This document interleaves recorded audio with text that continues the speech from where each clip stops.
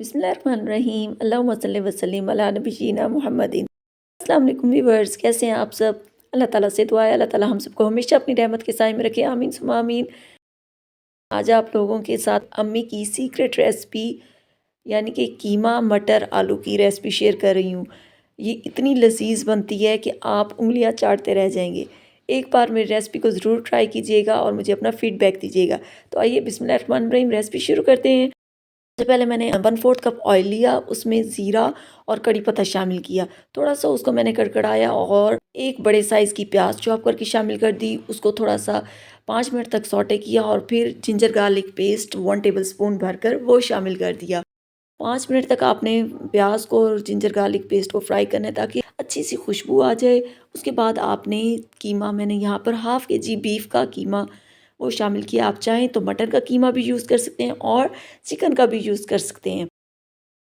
5 minute तक अच्छी तरह आपने इसको फ्राई करना है और फिर आपने इसमें हाफ़ टी स्पून हल्दी और 1 टेबलस्पून सॉल्ट वो शामिल करना है और एक बड़े साइज़ का चॉप किया हुआ टमाटर वो शामिल कर देना है और अच्छी तरह से आपने सारी चीज़ों को मिक्स कर लेना है। मिक्स करने के बाद अब आपने इसको कवर कर देना है 10 मिनट के लिए, ताकि टमाटर सॉफ्ट हो जाएँ और कीमा भी थोड़ा-सा गल जाए। मेरी वीडियो आपको कैसी लगी मुझे कमेंट सेक्शन में ज़रूर बताइएगा। चैनल पर नए हैं तो चैनल को सब्सक्राइब कर लें। 10 मिनट के बाद ढक्कन हटा लें और अब आप इसकी भुनाई शुरू कर दें। अच्छे से आपने इसको कुक करते रहना है और साथ में 1 टेबलस्पून आपने कुटी हुई लाल मिर्च शामिल कर देनी है और 2 टेबलस्पून भरकर आपने कश्मीरी लाल मिर्च का पेस्ट शामिल कर देना है। इसकी रेसिपी मैं बहुत जल्द आपके साथ शेयर करूँगी। इसके बाद आपने अच्छी तरह से स्पाइसेस को और कीमे को मिक्स कर लेना है और इतनी देर तक अब आपने इसको कुक करना है कि कीमा बिल्कुल गल जाए और इसका पानी जो है वो ड्राई हो जाए।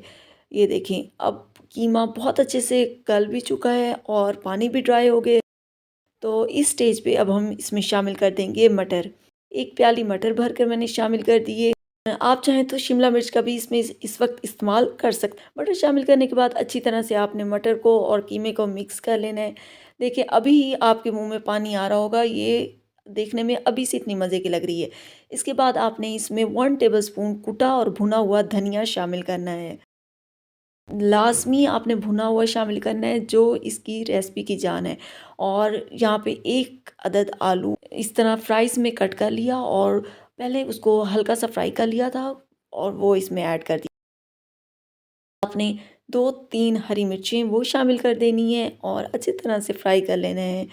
आई एम श्योर आपको मेरी ये झटपट सी, मज़ेदार सी, मेरी अम्मी की सीक्रेट रेसिपी पसंद आई होगी। और इसके बाद आपने इसमें 1 कप पानी शामिल कर देना है। अगर आप ग्रेवी ज़्यादा रखना चाहते हैं तो ज़्यादा ऐड कर दें और जब इसको बॉयल आ जाए 1 टीस्पून भरकर भुना कुटा ज़ीरा शामिल करना है और इसको दम दे देना है 10 मिनट के लिए। तो 10 मिनट के बाद जब आप ढक्कन हटाएँगे तो इसकी खुशबू से आपका पूरा किचन महक उठेगा।